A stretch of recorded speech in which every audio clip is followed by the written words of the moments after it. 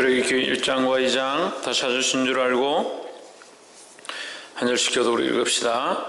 야곱과 함께 각기 군속을 드리고 애굽에 이른 이스라엘 아들들의 이름은 이러하니 르벤과 시므온과 레위와 유다와 이사갈과 스불론과 베냐민과 단과 납달리와 갓과 아셀이요 이미 애굽에 있는 요셉까지 9의 혈족이 모두 70인이었더라. 이스라엘 자손은 생육이 중도하고 번식하고 장성하고 심히 강대하여 온 땅에 가득하게 되었더라. 그가 그 신민에게 이르되 이 백성 이스라엘 자손이 우리보다 많고 강하도다.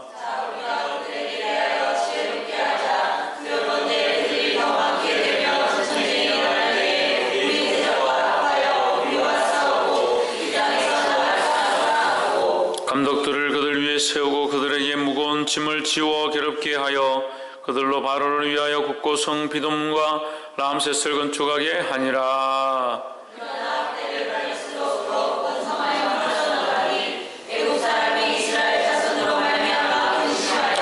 이스라엘 자손의 역사를 엄하게 하여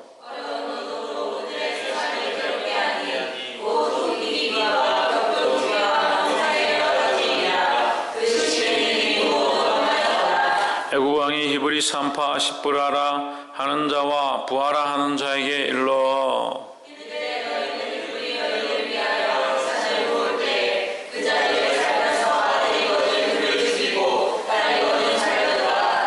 그러나 산파들이 하나님을 두려워하여 애굽의 왕의 명을 여기고 남자를 살린지라.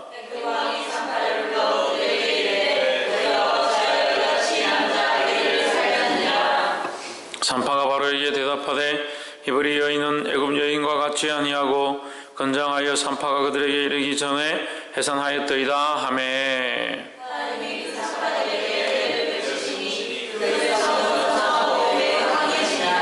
산파는 하나님을 경외하였으므로 하나님이 그들의 집을 왕성케 하신지라.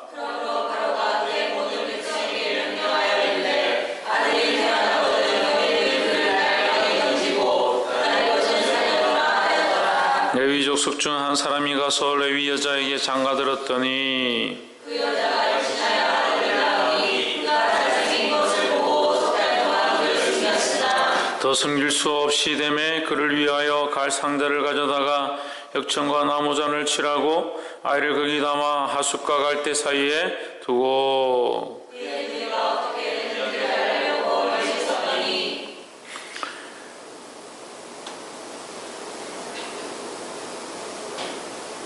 바로의 딸이 목욕하러 하수로 내려오고 시녀들은 하숫가에 그닐 때에 그가 갈 때 사이에 상자를 보고 시녀를 보내어 가져다가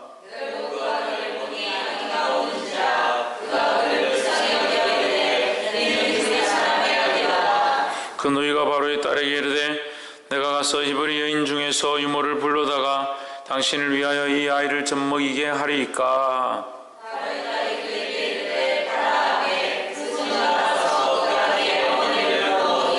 바로의 딸이 그에게 이르되 이 아이를 데려다가 나를 위하여 젖을 먹이라. 내가 그 삭슬 주리라. 여인이 아이를 데려다가 젖을 먹이더니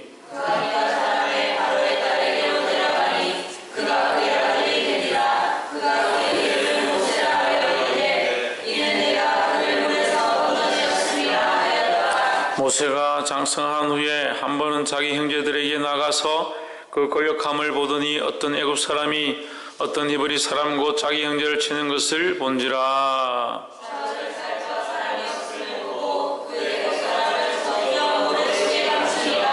이튿날 다시 나가니 두 히브리 사람이 서로 싸우는지라. 그 그런 자에게 이르되 내가 어찌하여 동포를 치느냐 하매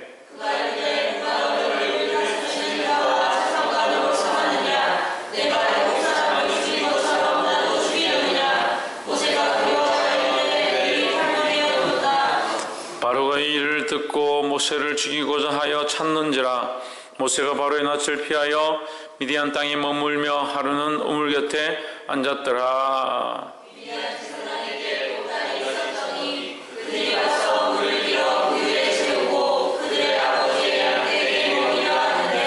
목자들이 와서 그들을 쫓는지라 모세가 일어나 그들을 도와 그 양무리에게 먹이니라.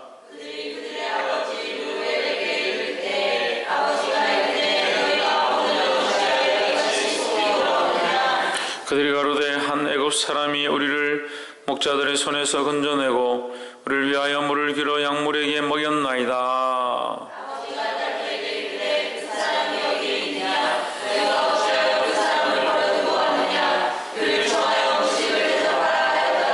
모세가 그와 동거하기를 기뻐하며 그가 그 딸 십보라를 모세에게 주었더니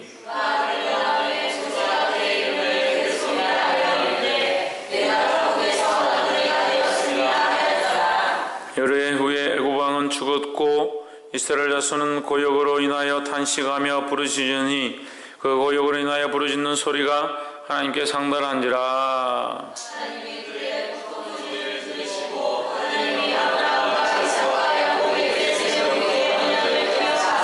함께 읽읍시다. 이스라엘 자손을 건념하셨도록 기억하셨더라. 아멘. 할렐루야. 우리 옆에 성경 인사합시다. 사랑합니다. 축복합니다. 할렐루야. 이제 우리가 창세기 말씀을 마무리하고 출애굽기 말씀 가운데 들어왔습니다. 창세기, 출애굽기, 레위기, 민수기, 신명기는 모세가 기록한 모세 오경으로서 특히 우리가 보는 이 출애굽기는 이 말씀의 성경의 제목과 그대로 출애굽이다. 애굽을 나오게 되었다라는 것이고, 창세기 끝날 때 그러면 애굽에 들어갔다는 거죠. 마지막에 해서 애굽에 들어가서 그들이 살게 되었고, 이 출애굽기에 와서 그 애굽에서 나오게 되는 장면을 기록한 성경이다, 이렇게 생각하시면 되겠습니다. 출애굽기 1장에서 7절에 6절과 7절에 보시면 요셉과 그의 모든 형제와 그 시대 사람은 다 죽었고, 다 죽었다는 거예요. 시대는 지나갔다, 이 시대는 지나갔고 많은 시간이 흘렀다라는 거죠. 430년경으로 이제 전체 이제 나오는 시간까지를, 야곱이 들어가서 이스라엘 백성이 나오는 기간까지를 430년으로 이제 신학자들은 보고 있습니다. 7절에 이스라엘 자손은 생육이 중더하고 번식하고 장성하고 심히 강대하여 온 땅에 가득하게 되었더라 했습니다. 자, 우리가 이 7절 말씀을 통해서 한 가지 알 수 있는 것이 있습니다. 생육하고 불운하고 번성하고 매우 강하여 온 땅에 가득하게 되었더라. 이 말씀은 일반적으로 쓰지는 않습니다. 사람들이 이 땅에 사는데 일반적으로 뭐 생육했다, 번성했다, 뭐 강하게 번창하고 가득했다, 이런 말을 쓰지는 않습니다. 근데 어디에 주로 쓰느냐? 하나님의 백성들에 대하여 씁니다. 그래서 이것은 하나님의 백성에 대한 하나님의 축복이다라는 거죠. 구약적인 관점에서 볼 때에 자녀를 낳는 것은, 물론 이 신약에서도 자녀를 낳는 것이 하나님의 축복이고 하나님의 은혜지만, 여기 구약에서는 특별히 자녀를 낳는 것이 그 가정에 하나님 주신 은혜요 축복이니까, 이 생육하고 번성하게 하는 것은 누가 관여하시냐? 하나님의 은혜로 되어진 큰일이다라는 거죠. 그래서 이스라엘 전체가 생육하고 불어나고 번성하고 매우 강성하게 된 이 사실이 하나님의 은혜 안에 있다라는 겁니다. 하나님의 은혜 안에 있다는 사실은, 이것은 우리가 앞에서 보았을 때 창세기에 하나님께서 이미 그들의 조상에게 약속했던 사실을 이루어 주시는 것이다 라는 거죠. 그래서 하나님은 어떻다? 신실하시다라는 거죠. 할렐루야. 사람들은 자꾸 변해갑니다. 요셉이 없어지고 또 그의 후손들도 없어지고 점점 위의 세대가 없어져 갈수록 사람들이 변하고 새로운 사람들이 일어나고 새로운 생각도 일어나겠지만, 하나님은 여전히 그 신실한 약속을 지키시는 하나님이시다는 거예요. 할렐루야. 그래서 10절에 자, 우리가 그들을 대하여 지혜롭게 하자 되었건대 그들이 더 많게 되며, 이렇게 기록하고 있습니다. 이 바로 왕이 요셉을 모르던 바로 왕이, 새로운 왕이 일어나서 뭐라고 말하냐? 우리가 지혜롭게 하자. 이들과 함께 그냥 같이 사는 것이 아니라 이제 지혜롭게 해서 이 사람들 어쨌든 도망가지 못하게, 도망가는 것도 걱정이고, 이 사람들 이스라엘 백성이 없어지는 것도 걱정이고, 왜냐하면 이스라엘 백성을 데리고 노예로 부리고 종으로 쓰고 건물을 짓고 이렇게 하는데 많이 이용을 했기 때문에 이스라엘 백성이 없어지는 것도 나라의 손실이 되고, 또 혹시 이들이 권력이 많아지고 백성 수가 중다하니까 이들이 전쟁이 났을 때 우리 편이 서지 않으면 그게 걱정이다 이런 생각을 하는 거죠. 그래서 그 바로가 지혜롭게 하자라고 하는데 이 지혜는 뭡니까? 인간적인 지혜라는 거죠. 하나님 아는 지혜가 아닙니다.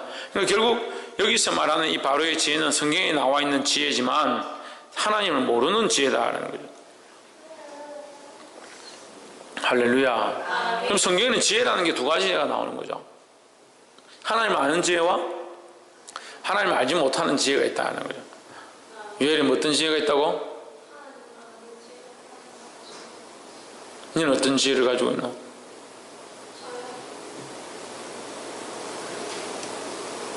저는 하나님을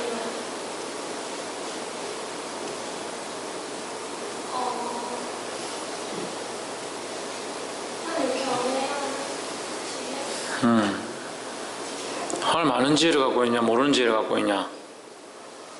하나님 아는 지혜를 갖고 있나 하나님 모르는 지혜를 갖고 있냐? 아는 지혜도 있고 모르는 지혜도 있는데 하나님 아는 지혜를 가지고 있어요. 옆에서 한번 보십시오. 하나님 아는 지혜를 가집시다. 할렐루야. 하나님 모르는 지혜를 가진 거예요. 이 바로는 지혜를 갖고 있지만 하나님 모르는 지혜를 가진 겁니다. 그러니까 뭘 합니까? 두려워한다는 거죠. 두려워한다. 이스라엘 백성을 두려워한다는 겁니다. 이스라엘 백성은 자 우리가 그럼 성경적인 보편적인 방편에서 봤을 때 이스라엘 백성은 하나님 편이죠. 하나님의 백성이고 하나님 편의 선자고 하나님의 선민이다 하는 겁니다. 근데 바로의 눈에 누가 선민이냐? 자기 백성들이 선민인 거죠. 자기 백성들이 선민이고 이스라엘 백성들은 선민이 아닙니다. 왜? 하나님을 모르니까. 우리가 하나님을 알면 하나님을 아는 지혜를 가지면 하나님을 두려워하지 않고 기뻐하게 되어 있다는 거예요. 근데 하나님을 모르는 지혜를 가지면 하나님 두려워하게 되는 거예요. 그러니까 그 지혜로울수록 이게 손해인 거죠. 하나님을 아는 지혜를 가져야 합니다. 아멘. 할렐루야. 아멘. 그래서 그들 어떻게 하냐? 11절에 바로를 위하여 국고성 비돔과 라암셋을 건축하게 하니라 했습니다. 홍준은 뭘 건축했다고? 뭘 건축했다고?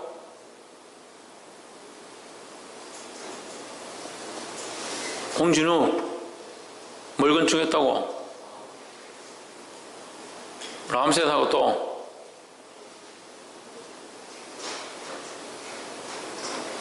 비돔과 라암셋을 건축하게 했습니다. 이 이스라엘 백성을 이렇게 노역을 고되게 해서 그들에게 이제 건축하는 일들을 하도록 했죠.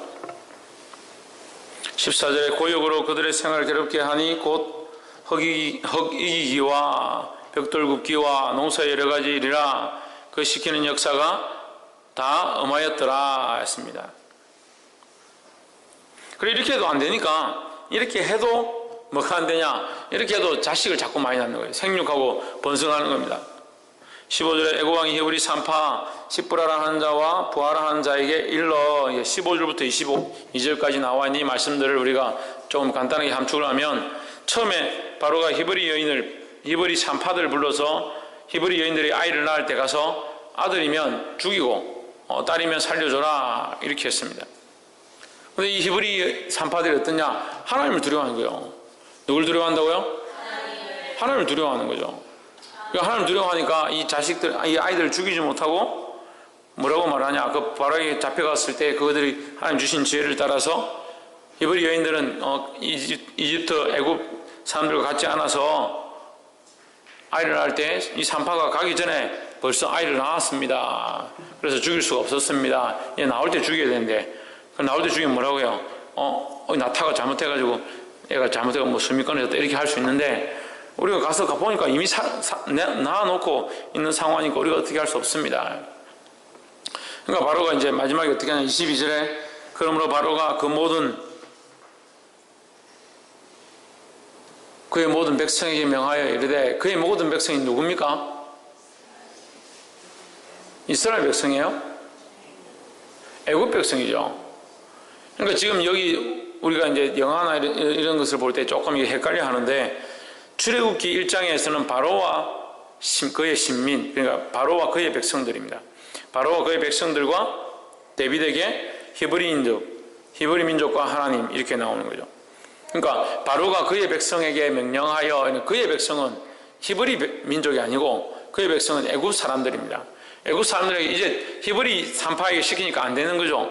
어떻게 하면 애굽 사람들에게 아예 군사들이나 사람들을 보내가지고 아예 아이가 태어나거든 남자면 강물에 던져 죽여라, 딸이면 살려줘라, 이렇게 직접적으로 이게 잔인하게 명령을 한 거죠. 2장 2절에 그 중에서 레위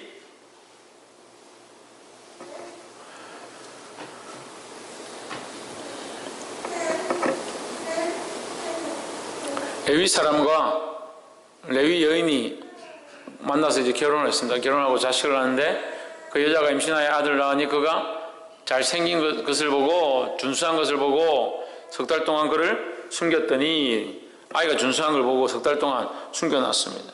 그런데 더 이상 숨길 수가 없었다. 이제 3절에 더 숨길 수가 없어 그를 위하여 갈대 상자를 만들어서 역청과 나무진을 칠하고 아기를 거기 담아 나일강과 갈대 사이에 두고 있습니다. 갈대 상자에다 역청을 칠해서 거기다 이 아이를 담고 아이를 버리라 했으니까 버릴 수밖에 없는데 그 아이를 이제 살리기 위해서 이 갈대 상자를 만든 거죠. 그리고 강물에다 이제 내려놓습니다. 내려놓는데 보니까 때마침 5절에 바로의 딸이 목욕하러 하수로 내려오고 시녀들은 하숫가에 그닐 때에 그가 갈대 사이의 상자를 보고 시녀를 보내어 가져다가 열고 그 아이를 보니 그 아이가 우는지라 그가 불쌍히 여겨 가로되 이는 히브리 사람의 아이로다 했습니다. 그리고 히브리 사람의 아이인 줄 알았죠. 바로의 딸도 이 아이가 히브리 사람의 딸인 줄 아들인 줄 알았지만 이 아이를 키웁니다. 여기 이제 이 아이가 어떻게 되는가 따라갔던 누이가 이것을 보고 가까이 가서 히브리 여인을 소개할까요? 해서 9절에 보시면 바로의 딸이 그에게 이르되 이 아이를 데리다가 나를 위하여 젖을 먹이라. 내가 그 삭슬 주리라. 여인의 아이를 데리다가 젖을 먹이더니 했습니다.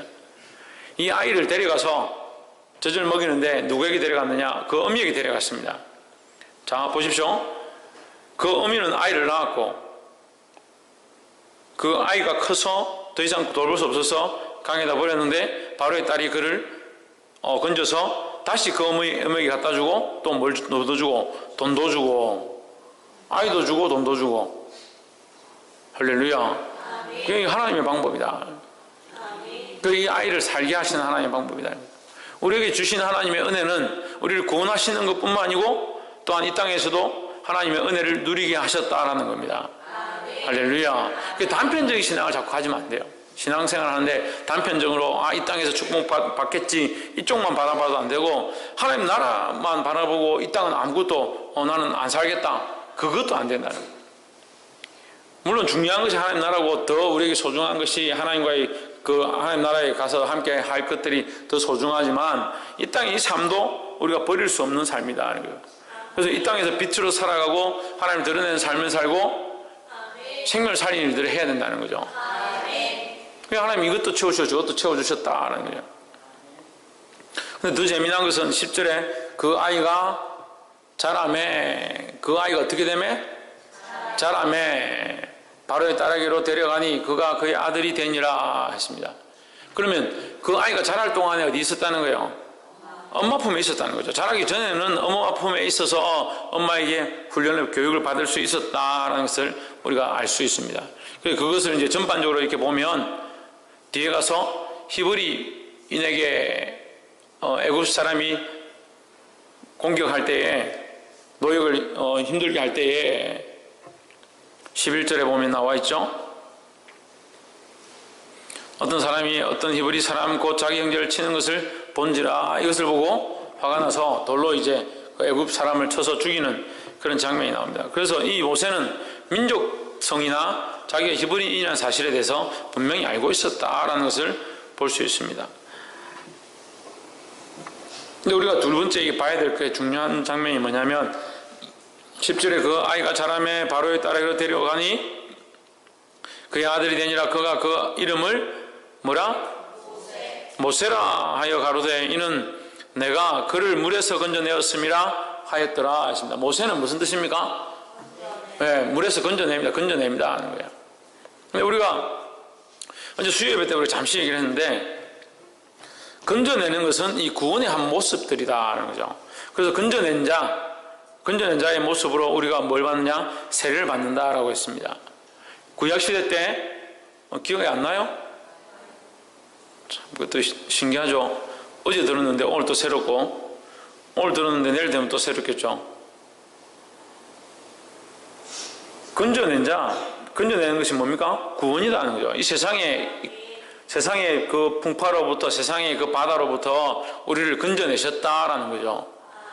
모세가 건져냄을 당한 것과 같이 우리 또한 건져냄을 당한 자다라는 겁니다. 그래서 이 세례는 어떤 모양을 가지고 있느냐? 건져낸 자, 구원을 받았다는 자의 표로 주는 것이고, 또 이 세례는 어제 우리가 말씀해 보았던 것처럼 방주에 들어간 자, 방주에 들어가서 물에서 건져냄을 받은 자, 물에서 구원함을 입은 자라는 뜻을 내포하고 있다는 겁니다. 그래서 이 모세가 어떤 자라고요? 건져냄을 받은 자다. 그런데 건져내면 누가 건져내는 겁니까? 자기 스스로가 건져낼 수가 없습니다. 그래서 우리는 누구나 다 스스로 구원을 받을 수 없다라는 거죠. 그럼 구원은 누구에게 있습니까? 하나님께 있습니다. 할렐루야. 홍준호 구원이 누구에게 있다고? 할렐루야. 구원이 하나님께 있다는 거죠. 그래서 이 모세는 건져냄을 입은 자로서 구원의 예표이고, 또한 우리가 구원을 받게 될 것에 대한 예표이고, 또 더 나아가서 이스라엘 민족을 그 애굽의 고통으로부터 구원할 자의 역할을 할 것이라는 것을 예표하는 것이라는 거예요. 할렐루야. 14절에 그가 가로되 누가 너로 우리의 주제와 법관을 삼았느냐. 이 모세가 이 애굽인을 쳐 죽일 때는 괜찮은데 그 다음에 다시 가보니까 히브리 사람끼리 서로 싸우는 거예요. 그걸 보고 왜 너희들이 서로 싸우냐? 그 나쁜 사람에게 네가 어떻게 해서 이 사람을 치느냐? 이렇게 하니까 이 사람이 하는 말이 누가 너를 우리의 재판관과 법관으로 세웠느냐? 막 따지는 거예요. 너도 우리를 쳐 죽이려고 하느냐? 그 말을 하니까 모세가 깜짝 놀라서 도망갑니다. 이 소식을 듣고 바로가 모세를 잡아 이제 죽이려고 하죠. 그래서 어쩔 수 없이 모세가 이제 도망가게 되는데 그 미디안 광야에 가서 40년간 그 생활을 하게 됩니다. 이제 미디안 광야에 가서 그냥 있은 게 아니라 거기서 이제 결혼하죠. 거기 가가지고 우물가에 가서 앉아 있는데 이들의 그 딸들이 와서 이제 물을 먹으려고 하니까 19절에 그들이 가로되 한 애굽 사람이 우리를 목자들의 손에서 건져내고 우리를 위하여 물을 길어 약물에게 먹였나이다 했습니다. 이 딸들이 와서 물을 먹이려 하니까 애굽 사람들이 괴롭히고 우리가 먼저 하겠다고 업신여기고 이렇게 하니까 모세가 그걸 보고 이제 애굽 사람들 쫓아내고 이 여인들에게 먹게 했습니다. 그래 돌아오니까 이드로 장인이 그 이드로가 보고 너희가 전일로 다른 날보다 일찍 왔느냐? 이렇게 물으니까 어떤 사람이 히브리 사람이 우리를 도와서 이제 물을 먹게 했습니다. 애굽 사람이 우리를 먹게 했습니다. 이렇게 얘기하니까 그 이드로라는 사람이 왜 그러면 그냥 그 사람을 돌려보냈느냐? 빨리 데려오너라. 데려와서 함께 거하면서 이게 지내다 보니까 이 사람이 혼자고 결혼도 하지 않는 것을 알고 이드로가 그 딸 십보라를 그에게 줍니다. 그래서 아이를 낳죠. 그 아이가 이름이 게르솜이다. 22절에 나와 있습니다. 그 이름을 게르솜이라 하여 내가 타국에서 객이 되었음이라 하였더라 했습니다. 근데 우리가 세 번째로 볼 것은 23절에 여러 해 후에 애굽 왕은 죽었고 이스라엘 자손은 고역을 인하여 탄식하며 부르짖으니 그 고역을 인하여 부르짖는 소리가 하나님께 상달한지라 했습니다. 자, 애굽 왕은 죽었는데 그들의 고역은 바뀌지 않았다. 왜? 애굽 왕이 죽어도 그 다음 아들이 또 그 일을 이어받으니까 결국 이게 뭐예요? 자기 고향이 아니고 자기 민족이 아니니까 그는 괴로움을 당하는 거예요. 그러니까 우리도 또한 마찬가지. 우리도 이 땅이 우리의 고향이 아니고 우리의 본향이 아니다라는 거예요.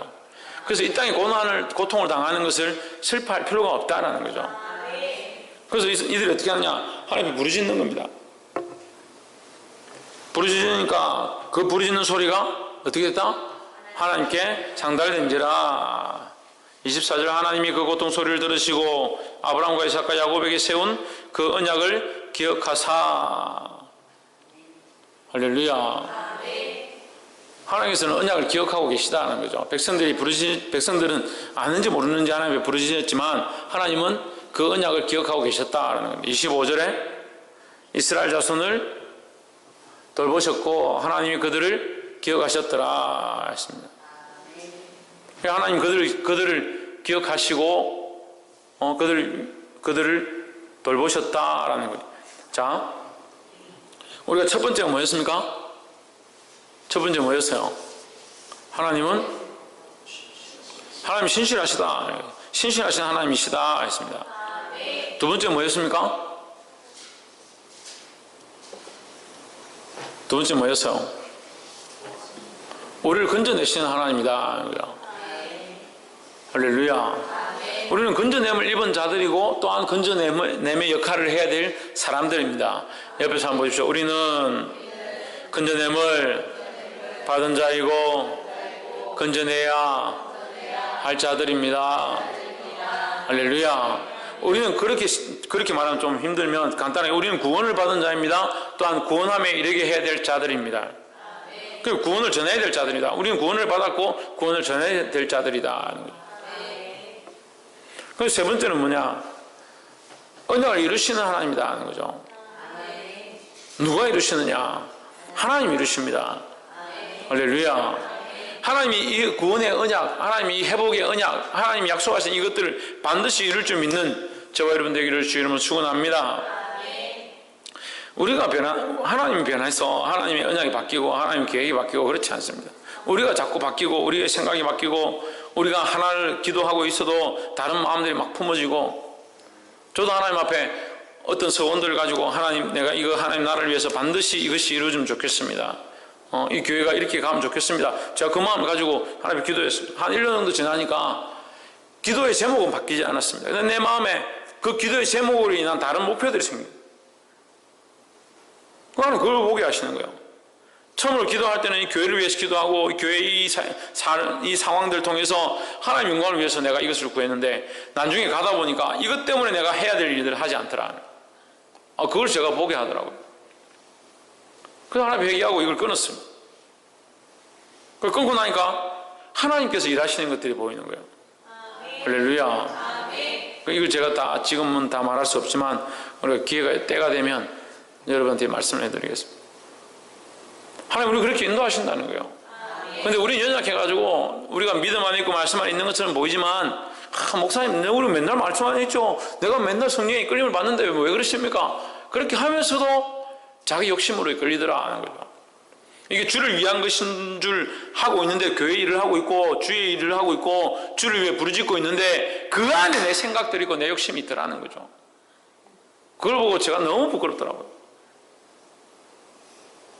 또한 그 말 자체가 남들이 볼 때는 선한 거예요. 선한 거. 나쁘지가 않아요. 제가 그렇게 말하는 게.